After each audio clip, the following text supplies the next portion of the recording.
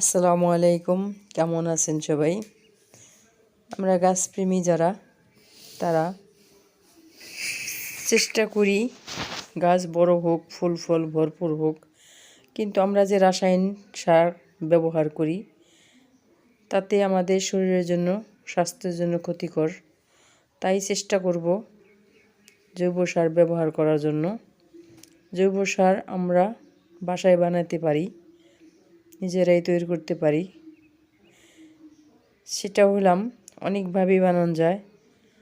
আমি চেষ্টা করছি আমার বাড়ির আঙিনায় একটু গর্ত করেছি, গর্ত করে রান্নাঘরের যে কোটাকাটি খোসা আছে সেই কোটাকাটি ফেলেছি, ফলের চোষা আছে ওগুলো সব ফেলেছি, বাগানের পাতা আছে, ঘাস আছে, এগুলো ফেলেছি।